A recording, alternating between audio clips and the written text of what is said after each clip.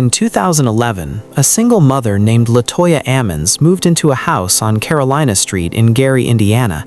She had 3 kids and her mother Rosa living with her. She just wanted a peaceful life. But within a few months, something so disturbing happened that government workers, doctors, and police officers, all trained professionals, wrote in their official reports that her children were possessed by a demon. Gary, Indiana used to be a thriving industrial city. Steel factories, working class people, full of life. But by the 2000s, half the population had left. The city was basically a ghost town. Empty houses, broken streets, dead silence everywhere. The house at 3860 Carolina Street was just a normal, boring one-story house sitting in the middle of all this emptiness. Nothing special about it from the outside. Nobody would look at it twice. That was the danger. Latoya was not a dramatic or fearful woman. She was practical, religious, and strong. The first few weeks in the house were completely fine, normal family life. Then one day, in December, in freezing cold winter weather, the entire outside of the house was covered in massive black flies. Windows, basement door, everywhere. Flies don't exist in December. The temperature was below freezing.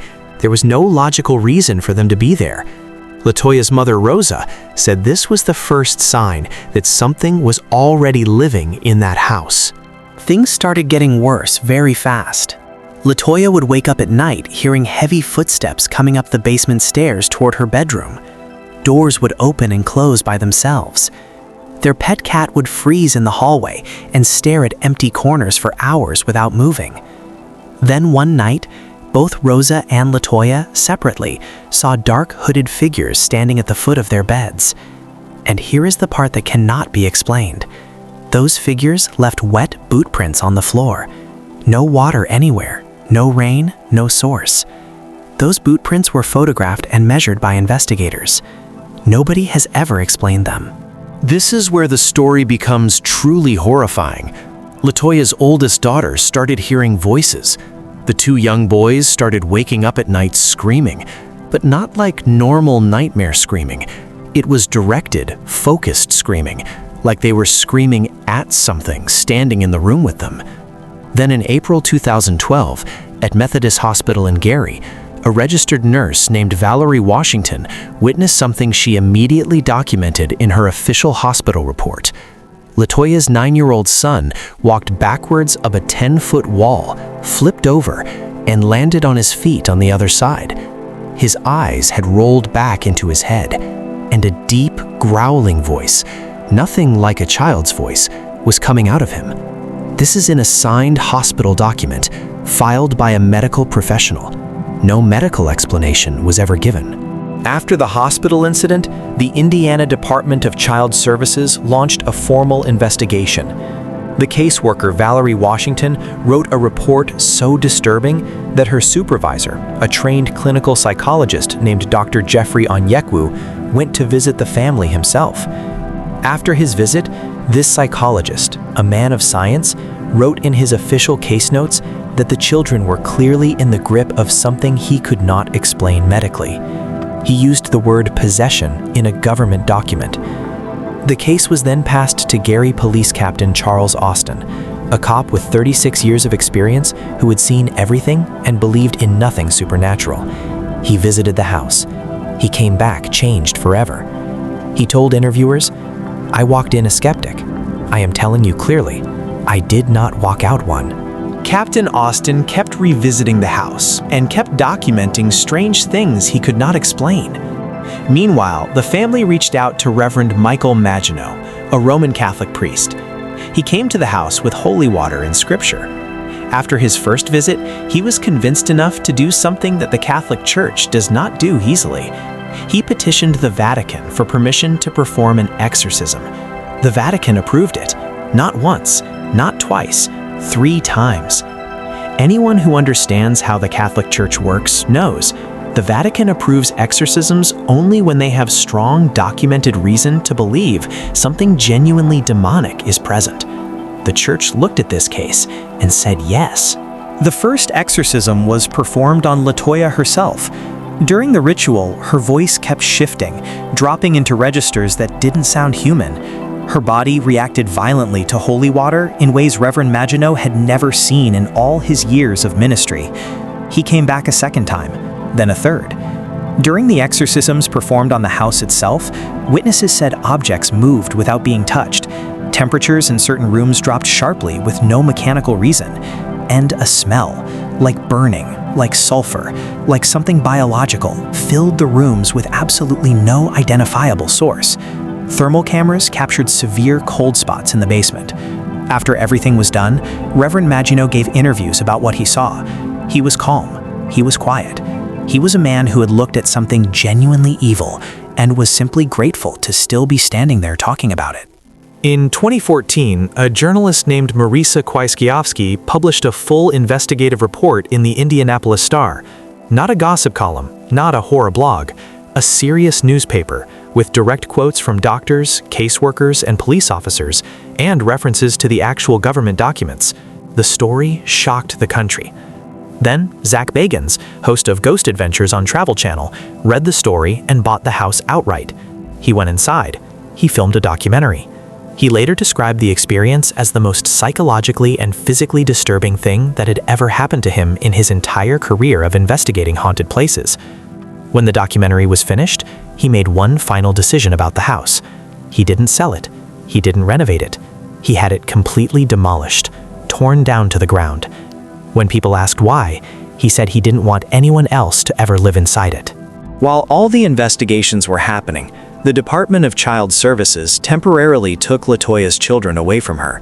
Standard procedure when a case involves children in unusual circumstances, but devastating for the family. The kids went into foster care. Latoya was alone, fighting through paperwork and bureaucracy to get her children back, with faith as her only real support. When psychologists evaluated the children afterward, they said the trauma these kids were carrying didn't fit into any known clinical category. It wasn't like regular trauma. It wasn't like any recognized pattern. The house had done something to these children that the entire medical system had no name for and no treatment for. Scientists and investigators went to the house with equipment and measurements. They looked for an environmental reason for the cold spots in the basement. HVAC problems, foundation cracks, unusual airflow. They found nothing. Geologists pointed out that Gary's ground is made up of layers of industrial waste and fill material from decades of factory work, which some researchers think could create electromagnetic disturbances that affect the human brain. That was the best scientific theory on the table. But here is the problem. Electromagnetic disturbances don't make a 9-year-old walk on a ceiling. They don't create wet boot prints with no source. They don't produce flies in freezing winter.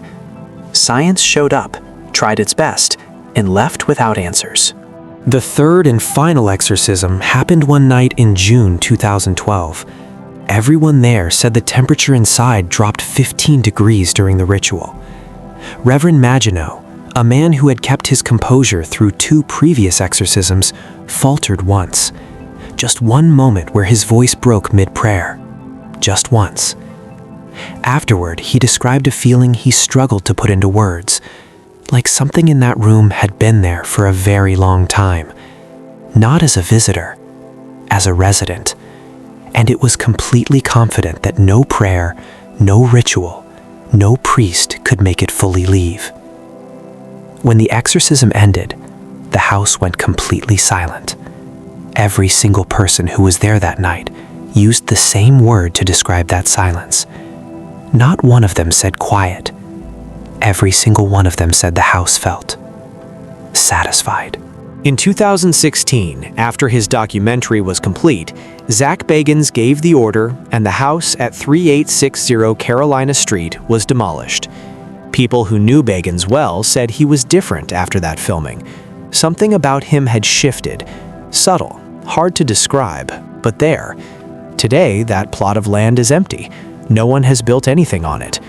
The doctors, caseworkers, and police officers who worked the original case have mostly refused to give interviews or speak publicly about it since.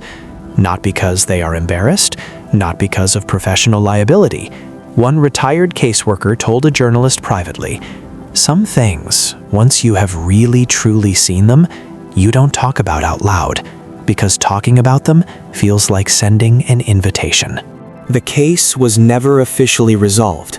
No paranormal conclusion was drawn. No scientific explanation was accepted. The government documents are real. The medical records are real. The police reports are real. Dozens of trained professionals touched this case and walked away unable to explain it. Latoya's family eventually moved to a new city and rebuilt their lives. They don't discuss it with strangers. But Latoya has said one thing in recorded interviews, in a voice so calm it is more frightening than if she were screaming. She said the house was never empty the whole time they lived there, and whatever was living in it with them already knew their names before they moved in. The land on Carolina Street is empty tonight. Weeds grow back on it every spring. The neighbors stopped talking about it years ago. Gary, Indiana keeps breathing its slow, gray breath into the Midwestern dark. But somewhere in the official filing system of the state of Indiana, there is a folder, a real folder, with real signatures from real professionals. And in that folder, a licensed clinician looked at a 9-year-old boy and wrote one word: possessed. And then the screen goes dark, and there is nothing left but silence.